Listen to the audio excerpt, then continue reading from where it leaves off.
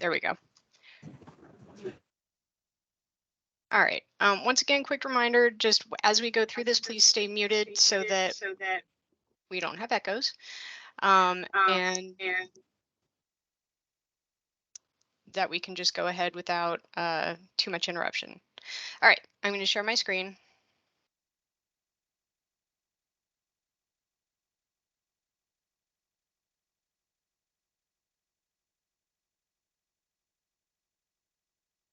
Okay, now that I've got that in place, so we're going to get started with a very quick high-level overview of the floor plan. My focus here is to show you the pavilions and then maybe some of the concession and major areas and what is available in these places. I know you may have seen some of these things, but this is kind of to just give a lay of the land, and then we will move on. So fairly large exhibit hall. Some things I want to point out, we've got seating along the back of the hall pretty much all the way down in every broken out hall, Hall D, not in Hall E because of Ops Challenge, but then as we go across in Hall G and H, and then if we get into I, there's a concession over there as well.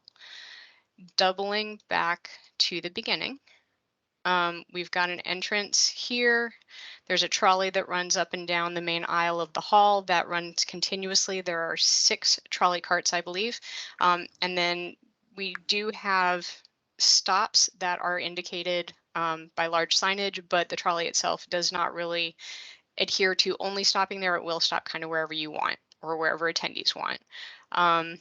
Starting in Hall B, briefly go over the Drinking Water Pavilion and the SDG Theater. The SDG Theater will be presenting content throughout the conference, so exhibitors who are located here will have the benefit of those presentations and the audience draw that happens because of that. Moving over to Hall C, the Stormwater Pavilion. 50% or more of the display of the Stormwater Pavilion exhibitors must focus on stormwater and wet weather. This pavilion does not have a theater. It has a networking area, which will have seating in it. The networking areas are being employed by WEF for scheduled meet and greets on both Monday and Tuesday during the exhibitor power hours where there is no other technical content being presented. So this will be one of the areas that we will use to denote a meet and greet. Moving to Hall E, you can see that we have a networking area here in the front that will also be used.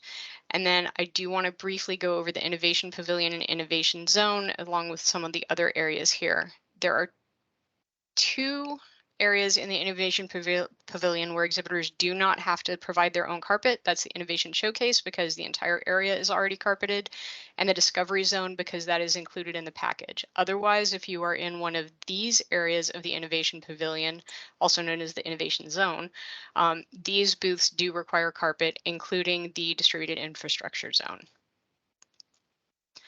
Hall F has the Technology Spotlight Theater, as well as Operations Challenge, Ops Challenge seating, and I forgot about Exhibitor Services, which is an important thing that you're going to need. My office will be located there. Freeman desks will be located there. Catering, basically every service that an exhibitor will need, there will be a service desk for them there, floral, international shipping, et cetera, et cetera. Moving along to Hall G, back to that, just a quick reminder about the concession there. And then WEF Plaza and our main entrance is here. So attendee registration, exhibitor registration, the Global Center, the bookstore, and our membership area are all located within the WEF Plaza. And then just kind of briefly note here that the transportation center is directly across from this Hall G area. So many attendees will be coming in this way if they're coming via shuttle. If they are walking, they're going to come in from the other direction at Hall B. And our last pavilion on the show floor is the Intelligent Water and Cybersecurity Pavilion. This also has a networking area rather than a theater. And then just a quick note here that WEFTEC Live is also in Hall H. Do we have any floor plan questions before I move on? Okay. I would also like to take a very quick moment to go through our directory. New exhibitors are actually highlighted under a specific list, so we're going to be able to highlight new exhibitors here online, as well as point them out in the conference program. But all exhibitors can be searched through the main exhibitor and sponsor list. And one of the things we recommend to ensure that you are searched for is that you complete your directory descriptions.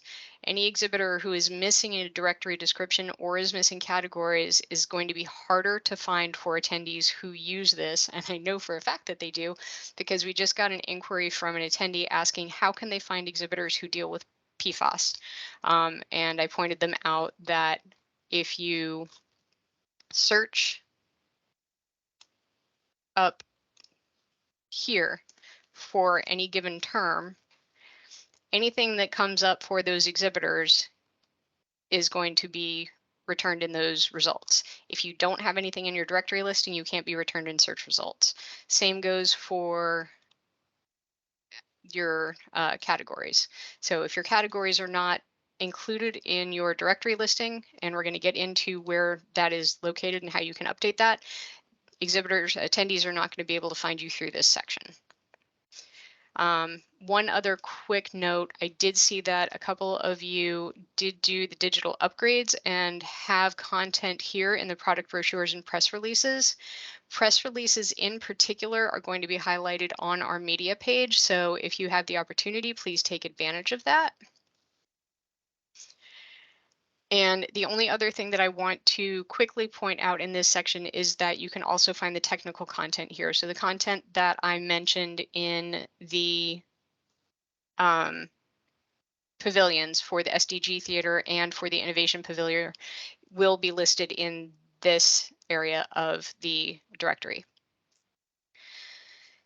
So moving on, actually, let me not move on quite yet. Let me pause and see if we have any questions for this section. Awesome.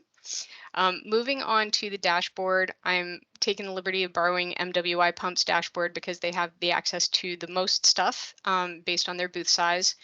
Going quickly back to that digital upgrade, if you have taken oh my goodness, that digital upgrade, you will actually see leads here and you'll be able to open that up. And if the attendee has opted in, you will get full information for them, including their email address. That is part of their opt-in. If you do not have the digital upgrade, you will be able to see the leads, but you won't be able to access the leads, but you will be able to see how many views you have. I mentioned a moment ago about updating your exhibitor directory. This is where you can do that. When you open this up, it brings up all the information, and then you can just go ahead and fill that out here, including all of your social media and then your print directory, and further down your categories. So all of that is available to you directly from your dashboard. There's also a link in the checklist itself. Digital listing options are available for purchase here. You would just open this up, select your digital listing option, and purchase it directly. Very easy. From here, you can download your contract, access your invoice, submit payments automatically through the portal. We'll jump back to the exhibitor checklist in a second. I don't know that everybody knows about this or has clicked on it out of curiosity, but these links allow you to directly link either to your booth on the floor plan or that listing that has all that information we were just talking about, and then share those on social media.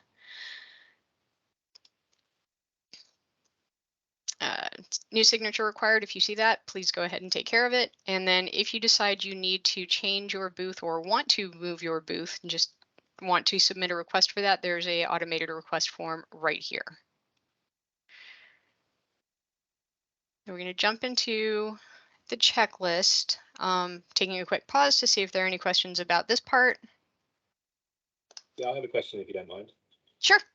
Yeah, so do you have any like pre-made mail signatures or anything like that? On some of the trade shows we do in Europe, they're provided. I didn't see anything like that in this, unless I'm looking in the wrong place. They're not ready yet. We're working with Feather on those. It's actually a full suite of digital tools that will be available to you, including a signature, an email, and social media, and both your logo and booth number will be included on those. In addition, they will have an Evite code that is issued by Merit, our registration provider, and that Evite code is good for complimentary expo only registrations. There is no limit on the amount of registrations that can be used for your booth. So you can go ahead and basically send those out to all of your contacts and take advantage of that whole suite of services.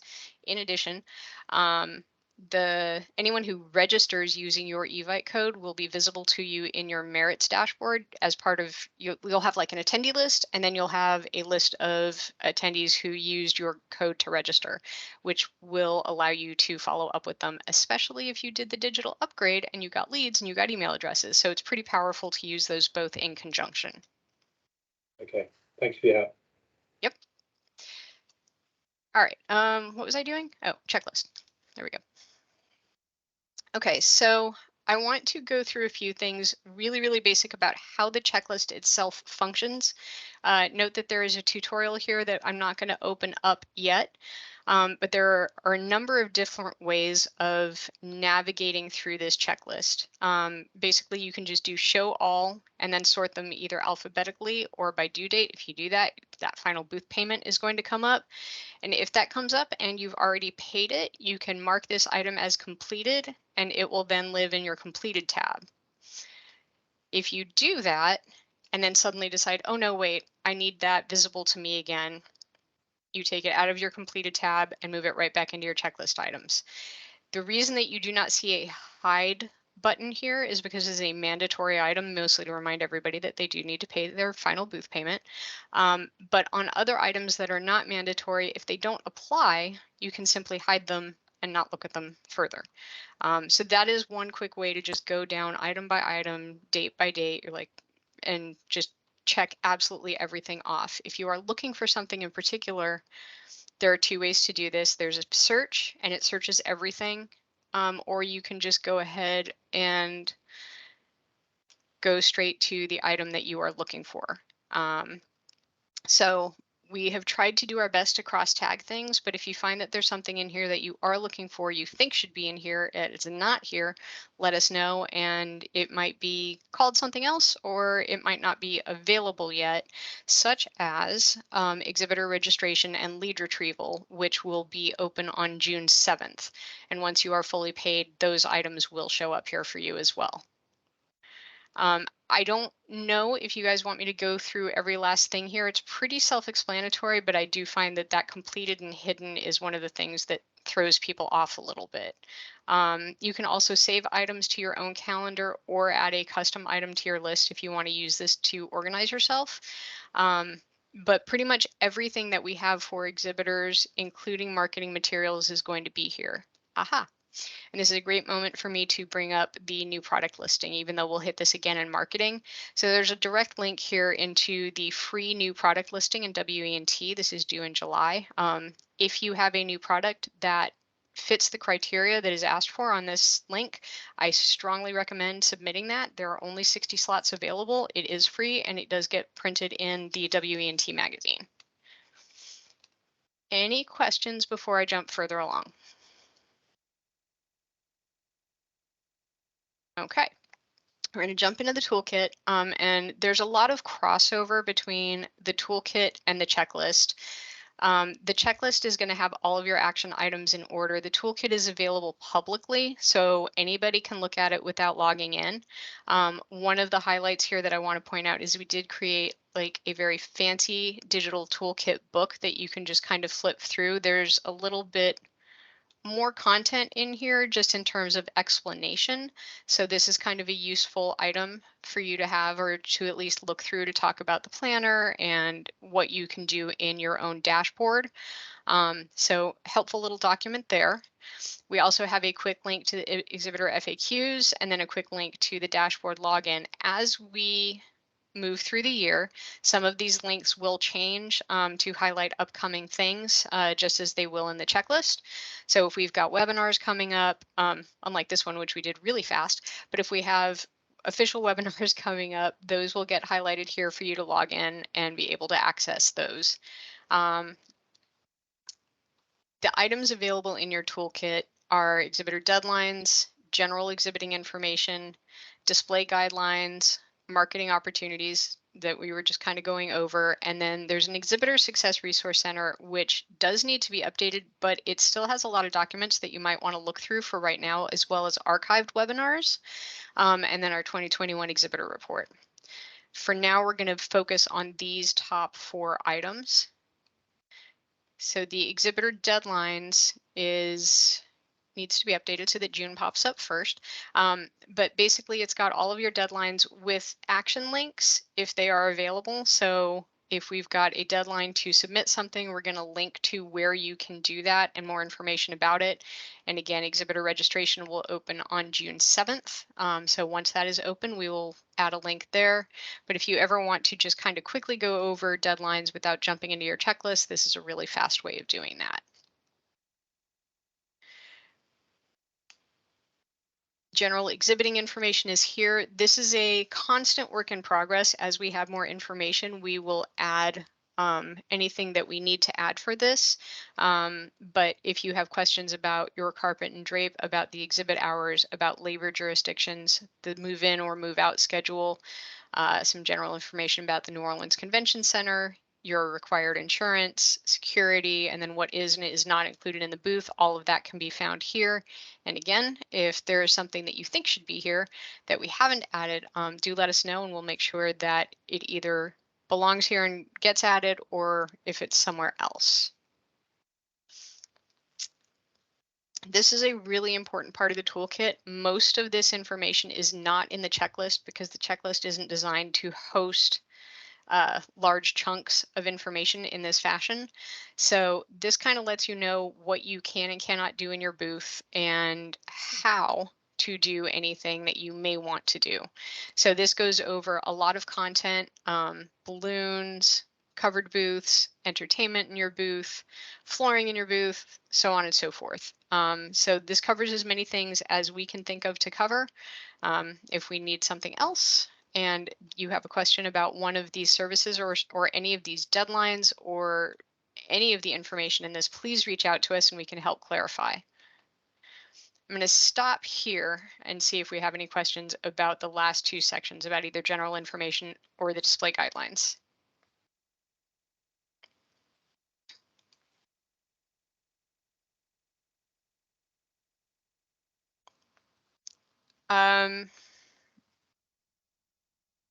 The display that might be a little bit behind. I'll try and pause a little bit more between the transitions if people are not seeing the changes. Is everybody seeing the display guidelines?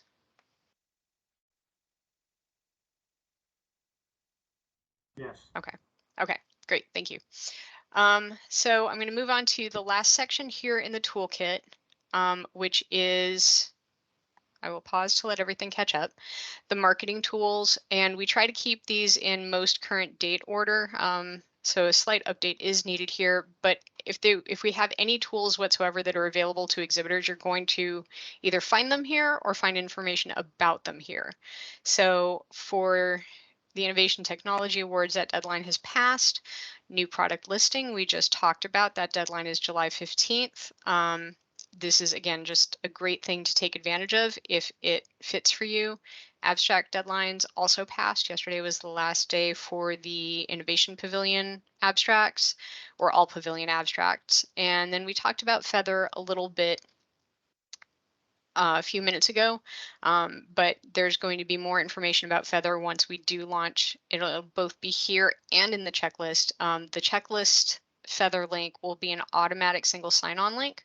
So once that is available, you're going to find it in your checklist. We're going to email you and let you know it's there, and then you'll just be able to directly access your dashboard. And then I also do want to talk about the official WEFTEC registration list, and just take a quick moment to let you know how you get it, what's on it, what's not on it, and how often you can access it. So I did mention previously when we were talking about the Feather invites that you will get a list of who has registered with your invite.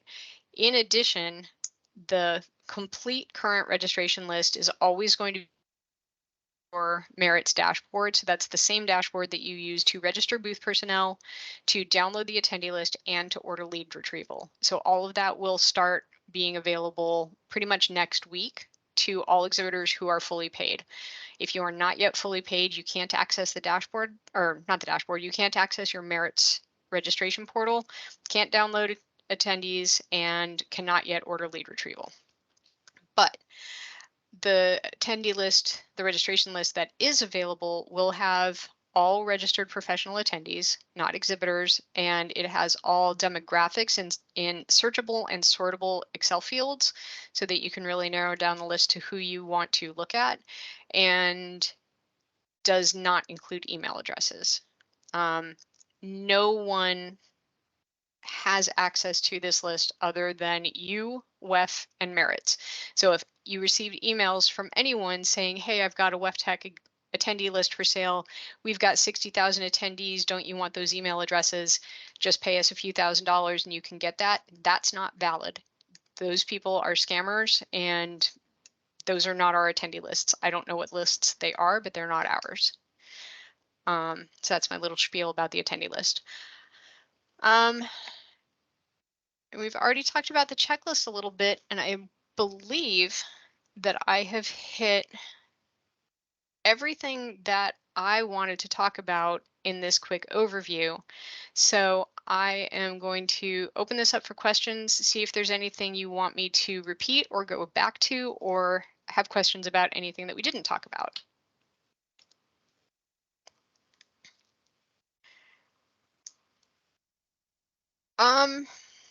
Okay, so the question is if you want to check what display pop-up stands you can use but can't find this in the toolkit. So are you asking about ordering a pop-up stand for your booth versus what is allowed to display? Yeah, so we've already got one that we use routinely Okay. for exhibitions that we go to. I understand, obviously, the booths with the drapes, so and then that will be just included as standard. That's how it's done. But we have a large pop-up stand which we use to attach like slides of our company's products and whatever else, you know, similar to what other companies would use. But just checking if we can. I mean, I'm assuming we can use those. I've seen pictures of companies that have displayed or been at WEFTEC and have used those. Yep. But we don't need to have any special permission to use that.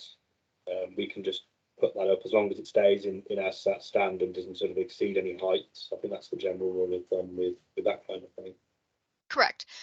So I've jumped to the booth height and line of sight guidelines. So this is very specific in terms of which booths can display to what heights. For the perimeter booths, we had a list of the perimeter booths. I guess we need to upload that again. But there really aren't that many perimeter booths. If you have an inline booth, chances are you're looking at that 8-foot height requirement. So all of that information is here. And then there's a little bit more about line of sight down here at the bottom. And then our standard thing about how you can't use the pipe and drape for anything weird. But yeah, if you've got something and it fits within these guidelines, you don't need to request permission or approval to use that. Okay, thank you. And the one thing I was trying, sorry for asking stupid questions, but we've not done this before, so that's why we're here. Yeah, well, we don't want to come from the UK and come to America and get it all wrong. So you know, it helps to have these things checked out. So yeah. Power. So power on the stand. Is that something I need to order through Freeman, or is that something that was done on, or something you do in the checklist, which I'm sure you're. That's going to be in your checklist. Okay. That was up. So that's going to be in your checklist. So that's going to be under utilities, and in New Orleans, power is through the convention center. Something I did forget to mention going over the checklist, if we have an action item or a link, we're going to have that link here. Let me just open electrical service. Where's my open a new tab? It doesn't want to do that. Okay, so if you go to electrical service and you go to place that order, it's going to take you directly to the New Orleans convention site. So you're going to want to search by date. Since we're in October, you're going to focus that by October, and then you'll go from there. You have to log in and create an account. If you want more information before you do that, we generally have that information here under more info. So that's going to give you a PDF that shows you prices. It's going to give you a contact by email or by phone, and then you can just identify from here what you want to order and then place your order through the New Orleans site. So yeah, electrical, air, water, drain, and gas, and internet are all through the convention center. That is not always the case, but it is this year. Okay, thank you for your help. Sure. Anything else from anyone else? It went a lot faster than I expected this morning. Well, if there are no more questions for now, I'm going to go ahead and stop sharing, and I will stop recording as well. And if anybody has any questions after, please do not hesitate to email myself or Veronica. We'll be happy to answer any questions you do have. There are no stupid questions if you don't know the answer. It's a very important question. And that pretty much concludes everything for today. Thank you so much for attending, and we will talk to you